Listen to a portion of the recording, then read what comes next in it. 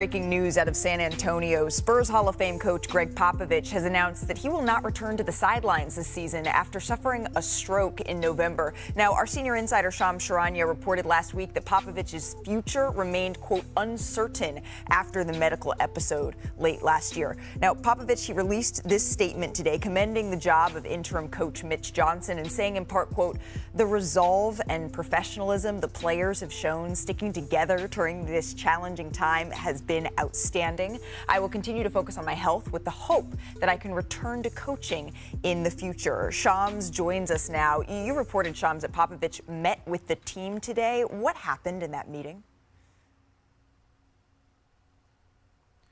Malika, I'm told it was an emotional meeting between Gregg Popovich and all of his players for the first time since he suffered the stroke in November. My understanding, tears were shed because players saw their coach, who was clearly recovering from a stroke, still rehabbing, and they saw the physical signs of someone who has had hindrance, something that's clearly hindering him from the stroke. And this is someone in Gregg Popovich, guys, he wants to coach. He badly still wants to be out there, and that's what players see, is someone that had his life and what he's wanted from a professional perspective being taken away, his joy for coaching. And a lot of the meeting was also filled with typical Pop, and that's motivational messages, that's the wit, that's critique, that's praise, and advice for players. But this is someone that made it clear, Gregg Popovich, he's not going to be coming back this season. Yeah. Mitch Johnson is going to be the coach for now, and Gregg Popovich's NBA future remains uncertain. Remains uncertain. Shams, thank you so very much for stopping by NBA Today to share the details of that first meeting that Popovich has had with the San Antonio Spurs team. As we bring it on to set now with our senior writer, Brian Windhorst, Shams is reporting that his future certainly remains uncertain. But one thing that we did not see Popovich say in this statement is that he is retiring from basketball. Absolutely. Two things, if you're going to parse the statement, which I think was very clearly done and clearly written. First off, he said it was his decision to step away, which is just reminding everybody that he remains the team president, not just the head coach, but it's his decision, nobody else's decision. He is still in charge. Secondly, he absolutely did not retire. He absolutely left the door open. Who knows whether he's going to be able or not to do this, but he very clearly wants to come back. And I'll just remind you, the current contract he's on, he's never really needed a contract. He will always coach as long as he wants. He doesn't need that term. But in 2023, he signed a contract for 5 years, which was a message that he doesn't think that he's ready to stop, that he wants to be out there for the beginning and the establishment of Victor Wembanyama's career. Can you just illustrate just a little bit more, Brian, that the relationship that Pop and Victor Wembanyama have had over the course of his first 2 seasons in the NBA, because no one has covered Victor more closely than you have? One of the reasons why Victor Wembanyama was so excited about becoming a San Antonio Spur was not just because he saw them develop and turn his countryman Tony Parker into a Hall of Famer, right, but because the opportunity to work with Gregg Popovich. And before Victor Wembanyama played one game, Pop said, I'm going to be here for 5 years for you. He made it clear this is not a temporary thing. So I can't speak to his exact health right now. Only he knows that. But I think that has always been his desire. He is not looking to somebody who's looking to be a short timer. He's looking to make a long run with Victor Wembanyama. We'll see if that can possibly happen. Once again, Gregg Popovich meeting with the team for the first time since the stroke in November today. Pop, of course, is a 5-time champion with the most career wins by a coach in NBA history. He's also a 3-time Coach of the Year, tied for the most all-time. We certainly hope to see him back on the sidelines soon. Turnover for the Celtics. Holiday goes down. Beasley puts it in himself. He changed his mind midair.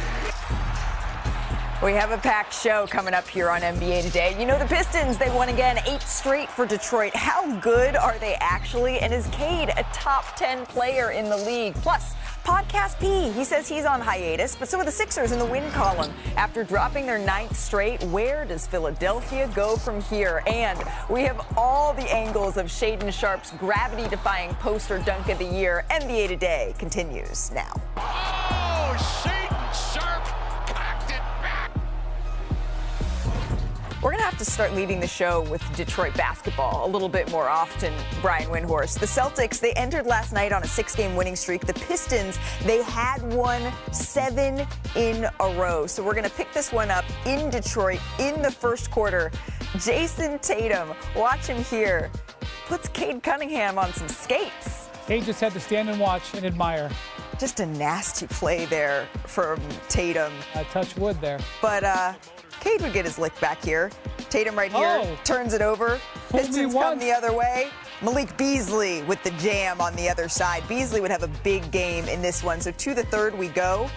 Jason Tatum working here, misses the three. Cade Cunningham with the rebound.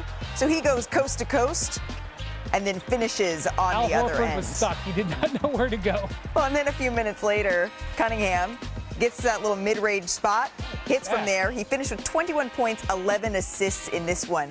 But remember how I said that Malik Beasley had a big game here? Watch him here with Sam Hauser guarding him. Oh, step back. One of 25 games this year, Malik Beasley has had at least 5 3-pointers. And then he hits him with the too small and makes it very clear. Just so you know, I'm pointing at you, Sam. Yeah, by the way, just in case you I'm calling too small. For 30. And then in the fourth, he would just seal the deal here. Force the turnovers. Pistons coming out in transition here. Malik Beasley, 3-on-1, decides to go for the wing three.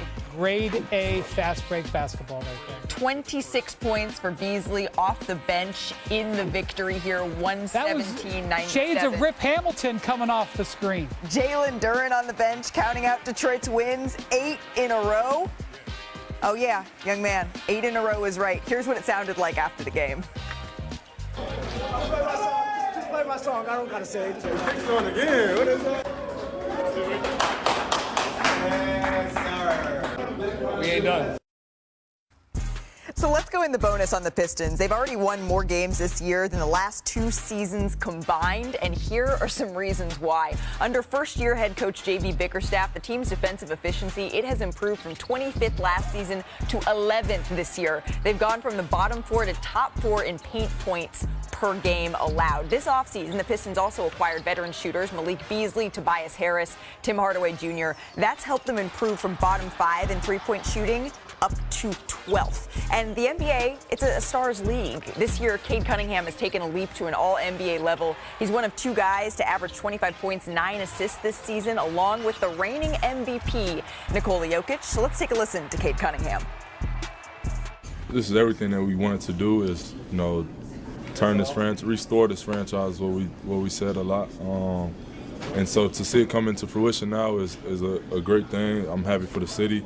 But, I'm not satisfied at all. I think there's still a lot more work to do. I think the city wants to see a lot more. The city wants championships. And so we're slowly building towards that. We're the Pistons. We got to get our respect through continuing to show the world. And we're not done. Kendrick Perkins joining us for this conversation as well. I think that Malik Beasley's right. The Pistons know they have to earn this respect, Wendy. How good can this team really be? Well, a couple of things. First off, Cade Cunningham, even in the history of the Pistons franchise, where you've seen some guards that have gone on to be Hall of Famers, Isaiah Thomas,